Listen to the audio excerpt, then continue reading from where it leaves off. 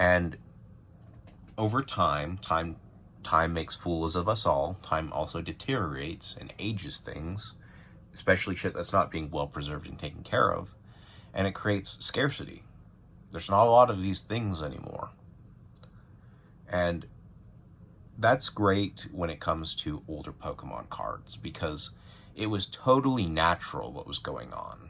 And what I mean is like I said, not a lot of people buy a new car to preserve it properly, to save it for later, so that they can open up the garage and sell it for $100,000 profit over 30 years later, 40 years later, 50 years later, because they know that that car is something special.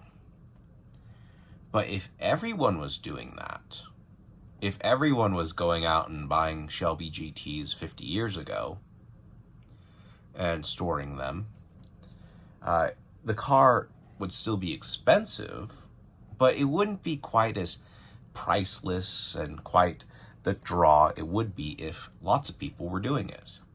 Lots of people, you know?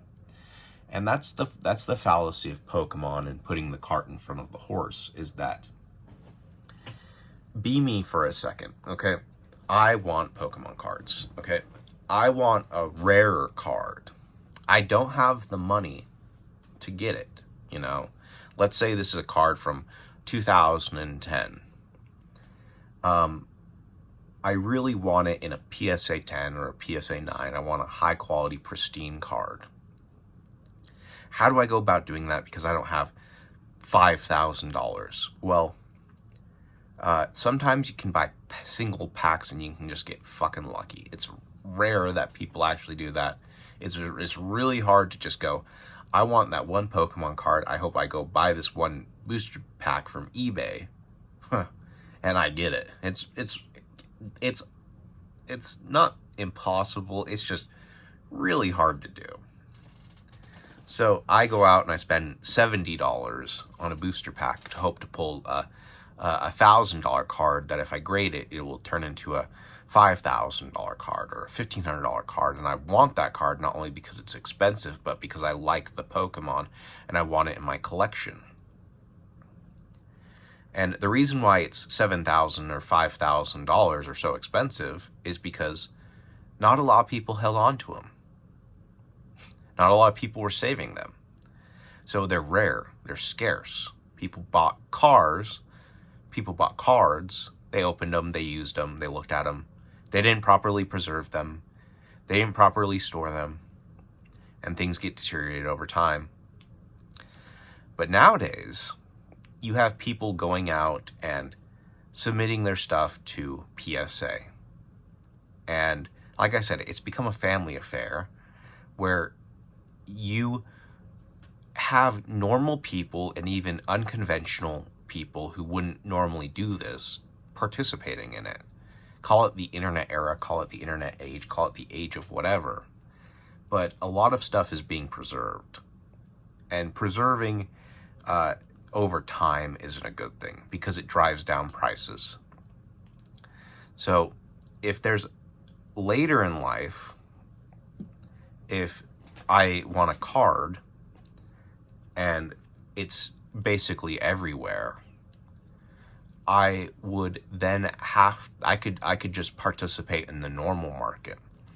I wouldn't have to go out and try and gamble, or I wouldn't even want to say gamble because it's not really gamble.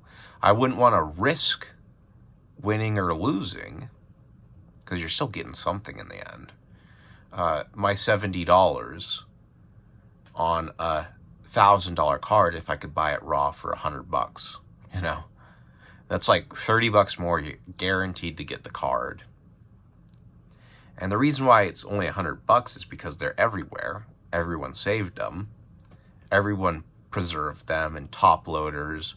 Everyone put them in PSA slabs, which are dang near like, you know, those are like your little mini time capsules. Those things will, you know, basically never deteriorate. And if they ever do, then you can just, you know, crack them open or whatever and resubmit and get it in a fresh new piece of plastic. But that's not the point. The point is that it's how people are going to operate in this market. So when people are putting all these things, there's high population reports, there's lots of cards being graded. It puts the cart in front of the horse. It changes the psychology of why people do what they do. I want card. I can't afford it.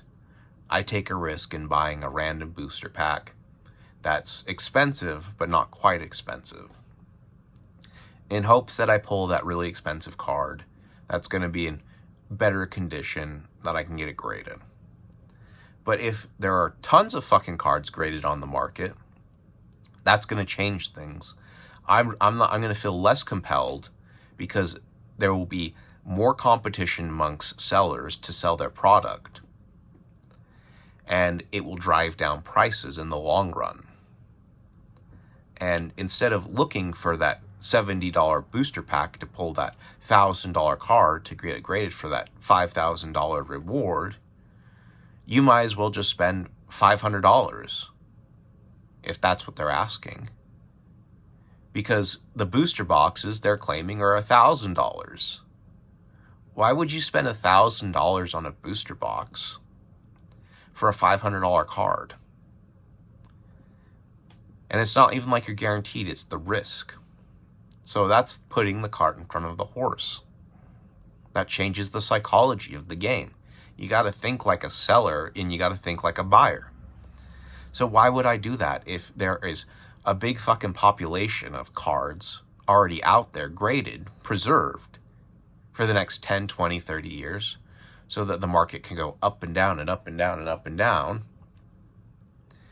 Why would I spend my money on higher priced booster boxes when the card, which is the end goal, is the better thing? You know, why would I? That's putting the horse in front of the cart. Why would I do that? Because normally things are scarce. Normally things are scarce, and the horse is in front and the cart follows. But everything's being preserved.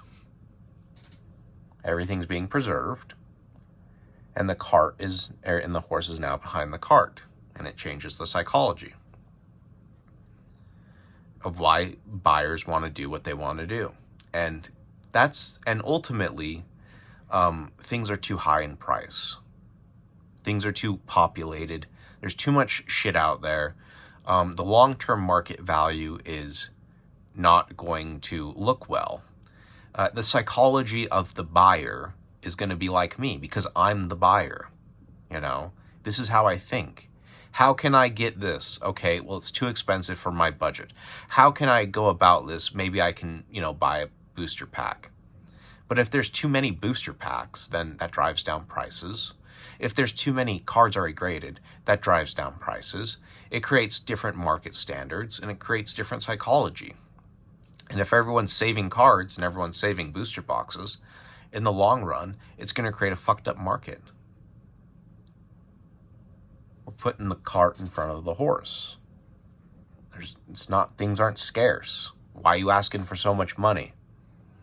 Things are not scarce. Why are you being a fool and spending so much money?